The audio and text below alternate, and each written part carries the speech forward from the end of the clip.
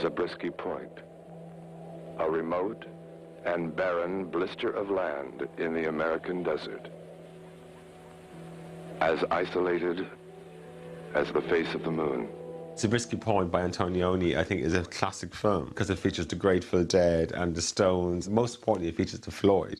Despite the fact that Pink Floyd were originally commissioned to record the entire soundtrack and ended up by only contributing 3 songs to the film, Zabriskie Point still became both an artistic and commercial success.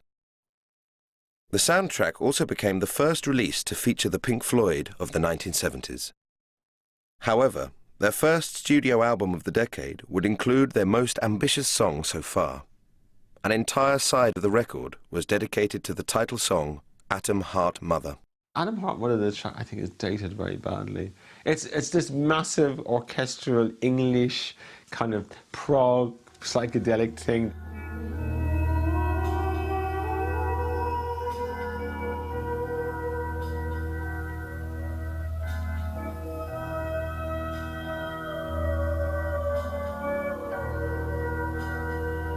They'd been experimenting live with long pieces of music and different sections. They'd been doing this for about 2 years by the time they got to it. Half of this stuff never got recorded, got kind of split up and broken up into individual songs. But they're mucking about with this for ages.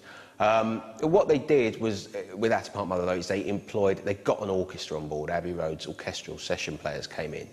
The piece had been scored by a friend of theirs who was a kind of a composer called Ron Geesin, who was also sort of an avant-garde musician, a poet in his own right, very strong personality. He was a friend of Roger Waters and Nick Mason's, and he was kind of entrusted with scoring this piece of music. They went off on tour. When they came back, they weren't entirely happy with what he'd done, and he probably wasn't entirely happy with their ideas. You know, they've both talked about this over the years. It's seen, I think one of the band members described it as a failed experiment. In actual fact, it's just that what they ended up with probably wasn't quite the way they heard it in their heads. I think I'm probably a bit unique in thinking that the song Atom Heart Mother is actually any good. It doesn't seem to hold a great amount of favour with either Pink Floyd fans or Pink Floyd themselves, and it doesn't have very high critical currency, but while some people see it's virtually only really as a dry run for echoes, and certainly it shares a lot of musical and conceptual ideas in common with that piece, I think it has some validity in its own right. Parts of it are very exciting and quite invigorating, and one of the reasons I'm particularly fond of Atom Heart Mother is that it manages to be pseudo-classical without being particularly pompous, that it has a sort of nice sort of Ennio Morricone-ish, western-y feel to it, and it's quite warm for a prog suite and quite melodic.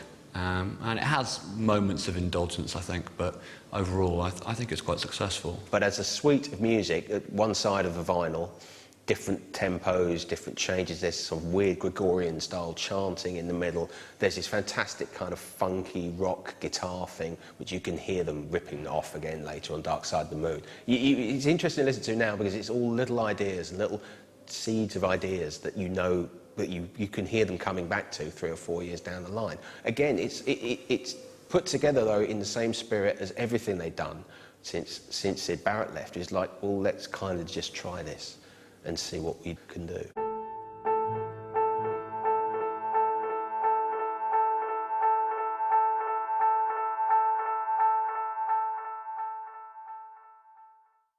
Despite the song's shortcomings, the album itself was extremely successful. The second side of the record contained more conventional songs, and on its release in October 1970, it reached #1 in the UK charts. However, crucially, Pink Floyd had begun to experiment with the long song form, a style of music they would come to master on their next album.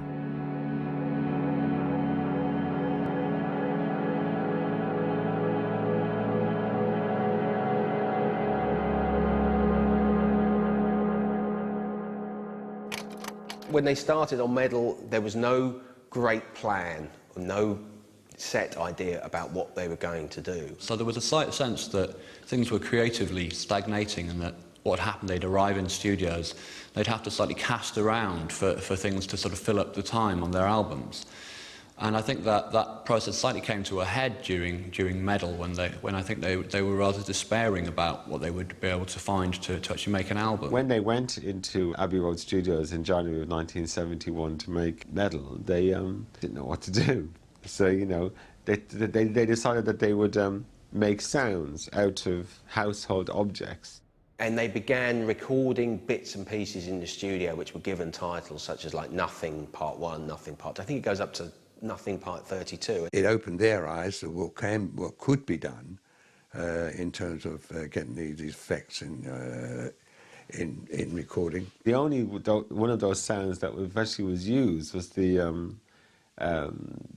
sound of Rick Wright's Steinway piano going through the microphone of a Hammond organ's rotating Leslie cabinet speaker. People don't realise that this rotating Leslie cabinet in the bottom, it makes a very strange Doppler effect if you put a note through it. Watery, pingy sound of the piano.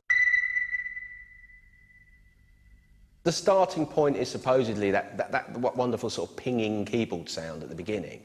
Very tuneful, very sort of doleful sound. It's something Rick Wright did.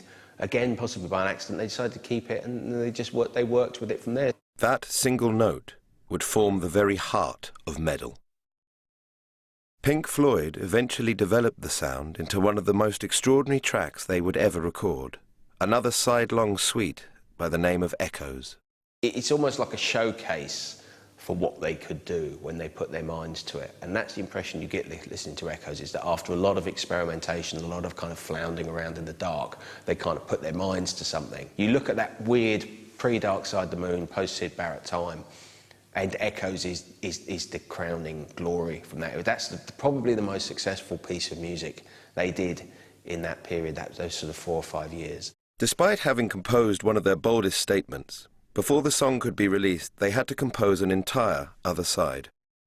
In reverse to Atom Heart Mother, the band decided to save Echoes for later in the album and open with the instrumental, One of These Days. One of These Days is a great opening track on Meddle. It's got this really ominous bass. I think they've double-tracked the bass or done something with it.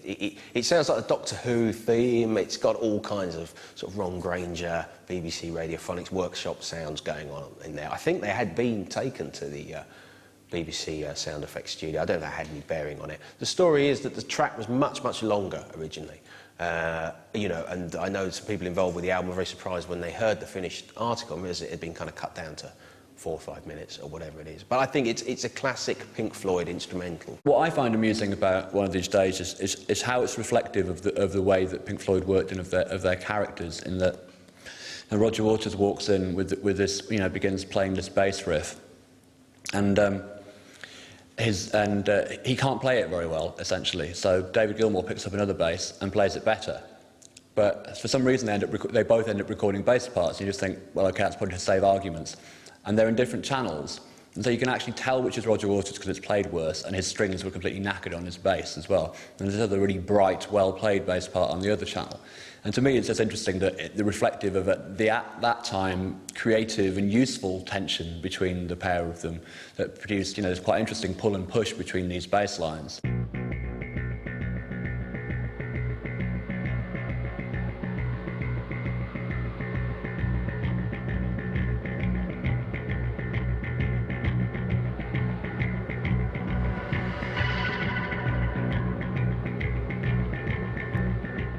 Meddle was the first album that they, again, made extensive use of this Italian box called a Binson Echo Rec. Basically, it was one of the very early effects boxes. It could, like, do equalization, it could do reverb, it could do echo, it could echo delays, all this. And this is what Syd Barrett and Rick Wright used on The Piper at the Gates of Dawn. They decided that on Meddle they'd get back to using it because they were fiddling around with it, and then somehow they got 2 bass guitars going through it at the same time. It was a massive wall of bass. The very distinctive thing about it is the bass, obviously, and it's got a slap echo on it, which is a very close repeat thing, so that when you play the note, it repeats a millisecond afterwards. And this is an old thing made famous by Sam Phillips Sun Records on the early Elvis and Jerry Lee stuff, and you know, you would have that amazing quality, you know, and it's a very promising start to an album, and you know, the guitar sound, the distorted slide guitar that David Gilmour is using, I mean, that's very, very effective.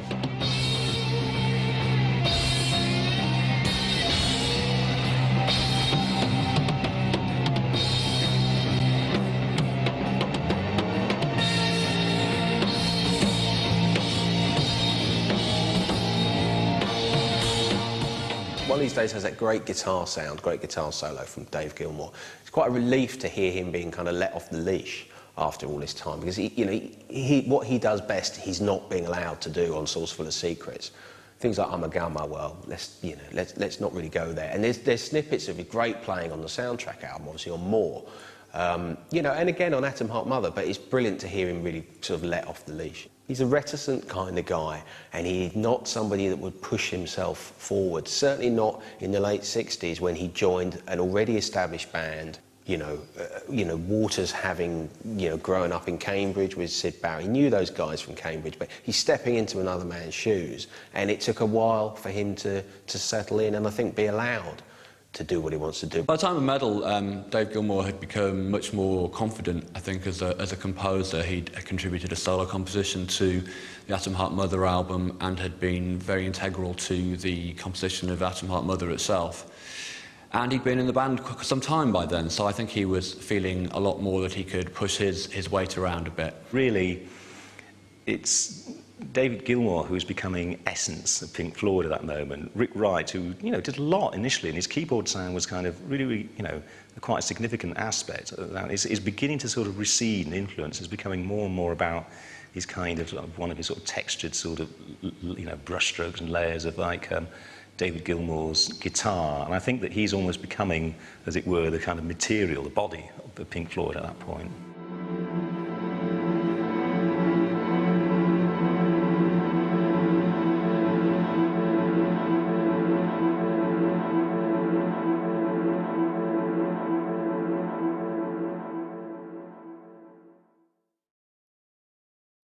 The next song on the album, A Pillow of Winds, was to be a much more gentle piece. I cringe at the title. You know, an awful lot of fun could be made of that title. Actually, it's a very pretty piece, and it's got a nice...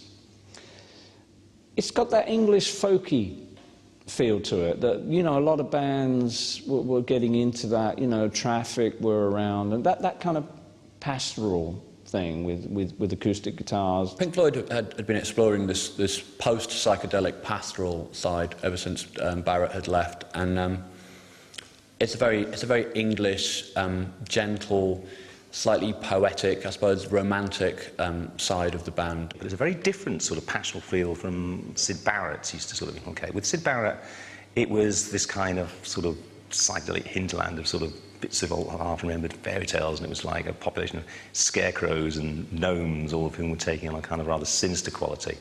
And I think when Pink Floyd do the same sort of thing on a track like this, then it's much more kind of, it's much more drowsy and just bucolic and pleasant and very, very hazy. The cloud of eider down draws around me, softening the sound.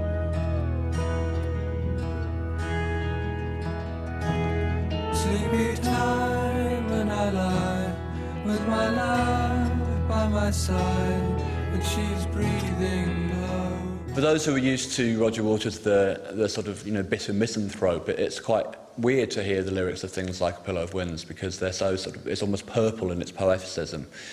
And as I say, it's a very gentle side that some people regarded at the time as rather bland, but I've always found it rather fetching and wistful, and it sort of takes you somewhere in the same way that the sort of cosmic jamming takes you somewhere. I think that the more pastoral side sort of lulls you. It's like, you know, lying by a bubbling brook or something, or out in a summer meadow, and, you know, falling asleep and listening to something sort of half asleep, half awake.